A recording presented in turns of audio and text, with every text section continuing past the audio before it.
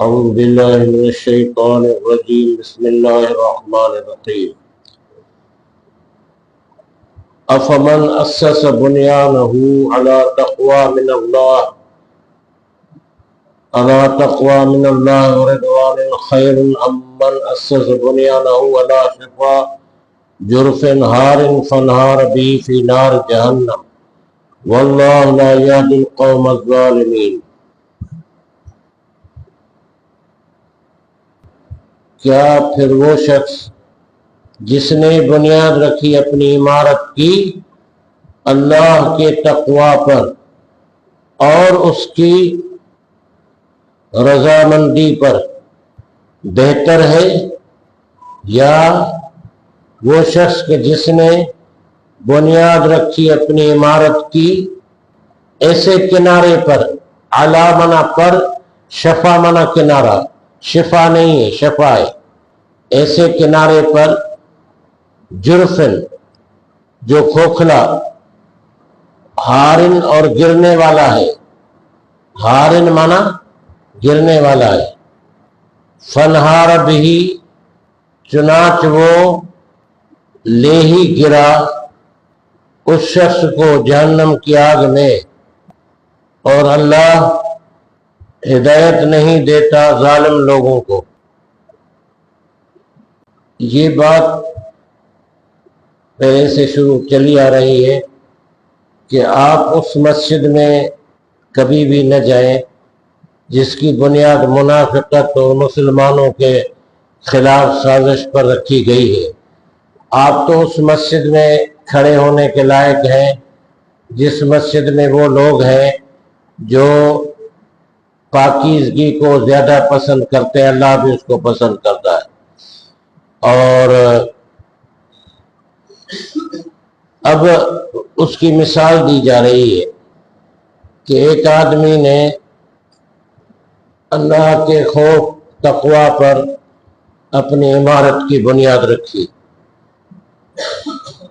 مضبوط طریقے سے۔ دوسرا وہ شخص ہے جس نے اپنی عمارت کی بنیاد رکھی اس کھوکھلے کنارے پر جس کو اندر سے دریا کا پانی کاٹ رہا ہوتا ہے نا، اور اوپر کچھ چیز رہ جاتی ہے، اس پر رکھی بنیاد، نیچے سے وہ کٹا ہو رہا تھا اس کا اور وہ گرنے والا تھا، تو یہ دونوں برابر تو نہیں ہو سکتے۔ تو جس نے بنیاد رکھی اس گرنے والے کنارے پر اپنی عمارت کی، وہ اس کو لے کر کے دوزخ کی طرف ڈال دیا اس نے۔ وہ اس کی وجہ کیا ہے کہ مثال یہ دی گئی ہے کہ اللہ کی رضا کے لیے جو کام کیا جائے وہ مضبوط بھی ہے، صحیح بھی ہے اور ثابت بھی ہے، اور اللہ کی رضا کے خلاف جو کام کیا جائے وہ اس کنارے، کٹے ہوئے کنارے کی طرح ہے جو کسی وقت بھی گر سکتا۔ کتنی اچھی مثال ہے۔ لا یزال بنیانہم الذی بنوا ریبۃ فی قلوبہم الا ان تقطع قلوبہم واللہ علیم حکیم۔ ہمیشہ رہے گی ان کی عمارت وہ جو انہوں نے بنائی تھی، ریبتن فی قلوبہم، بے چینی کا سبب ان کے دلوں میں، الا ان تقطع قلوبہم، مگر یہ کہ پاش ہو جائے ان کے دل، اور اللہ خوب جاننے والا، حکمت والا۔ اس میں یہ مثال بتائی گئی ہے کہ انہوں نے جو ایک کھوکھلے کنارے پر بڑی عمارت بنائی اور اس کو یہ مضبوط سمجھتے رہے، تو ہر جھونکے پر جو ہے وہ نرستی ہے، اور ابھی گری یا کل گری آج گری، تو یہ کھٹکا جو ہے وہ ان کے دلوں میں ہمیشہ رہے گا، جب تک ان کے پاس موت آ جائے تب تک یہ کھٹکا ان کے پاس رہے گا۔ اور یہ بات جو ہے آج بھی جو آدمی غلطی کرتا ہے اس کو احساس ہوتا ہے تو وہ بے چین ہوتا ہے، چین نہیں آتا۔ ہاں جس کے دل کو سیاہی مٹا دے، اس کے نور کی چمک ہی ختم ہو جائے، پھر وہ اس کی پرواہ نہیں کرتا۔ نفس کی 3 قسمیں بتائی دی، نفس امارہ، نفس لوامہ، نفس مطمئنہ۔ نفس امارہ کا مطلب ہے جو برائی کی طرف آدمی کو اشارہ کرتا ہے۔ اس کے لیے تو حضرت یوسف نے بھی یہ کہا وما ابرئ نفسی ان النفس لامارۃ بالسوء الا ما رحم ربی ان ربی غفور رحیم۔ انہوں نے پاک دامن تھے اور اب ان کے متعلق گواہی بھی ملی، لیکن انہوں نے پھر بھی یہ کہا کہ نفس تو ہمیشہ برائی کی طرف کھینچتا ہے مگر جس پر اللہ رحم فرمائے، یہ نفس ہمارا نفس لوامہ ہے۔ لوامہ مانا ملامت کرنے والا نفس، جو آدمی کو برائی پر ملامت کرتا ہے، اور یہ جو کہتے ہیں نا ضمیر جس کا بیدار ہے، جس کا ضمیر بیدار ہے اس کے متعلق ہے نفس لوامہ۔ پھر بھی یہ غنیمت ہے، احساس ہوتا ہے غلطی کے بعد۔ اور تیسری قسم ہے نفس کی نفس مطمئنہ، وہ تو ارجعی الی ربک راضیۃ مرضیہ فادخلی فی عبادی وادخلی جنتی۔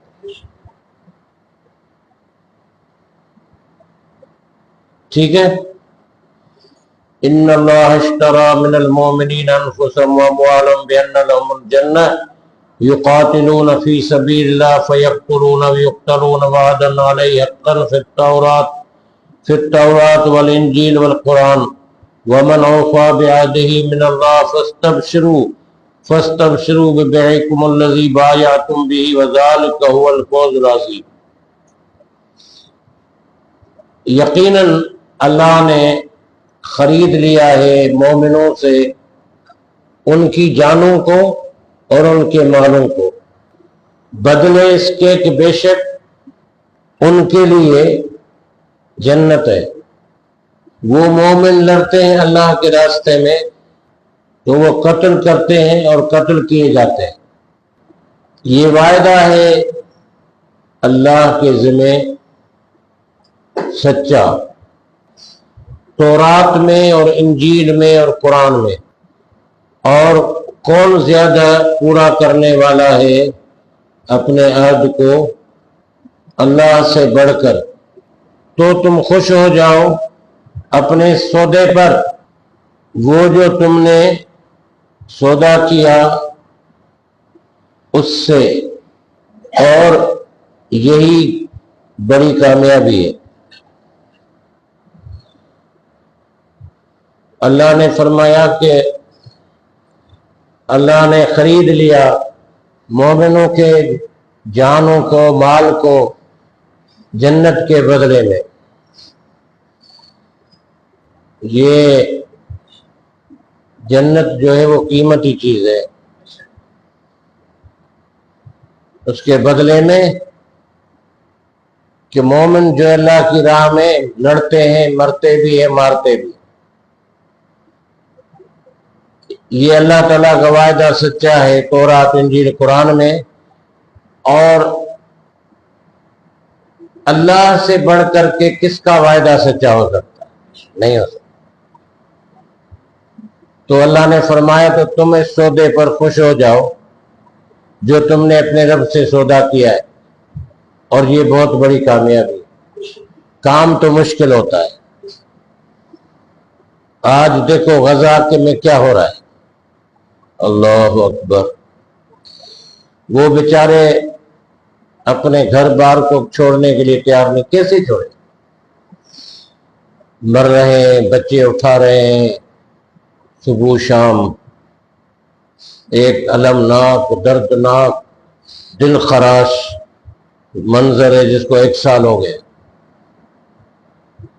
باقی مسلمان دیکھ رہے ہیں۔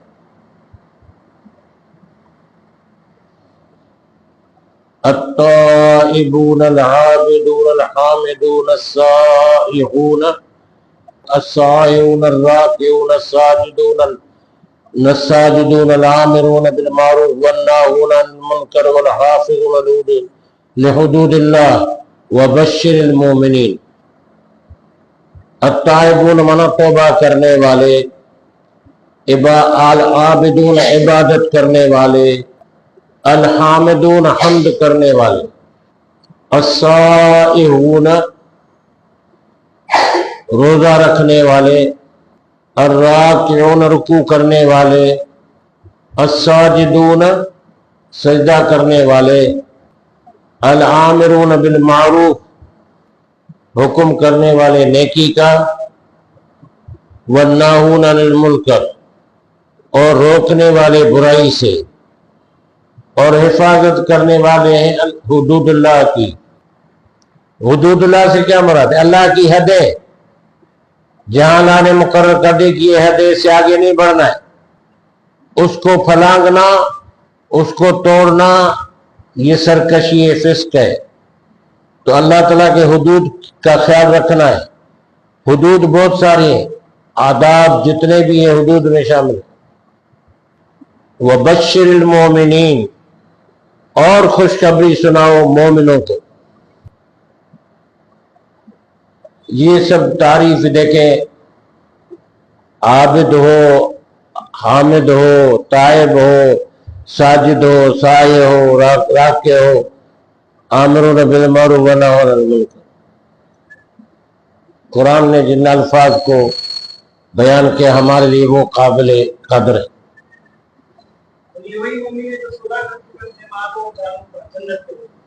یہ تو بہت بڑی بات ہے، اس کا ہم تصور بھی نہیں کر سکتے۔ ہم جس منزل پر ہیں اس کا تصور بھی کرتے ہوئے روح کانپ جاتی ہے۔ الحمدللہ رب العالمین۔ اللہم ارحمنا وانصرنا وعافنا واہدنا واحفظنا واشفنا ربنا انک رؤوف رحیم۔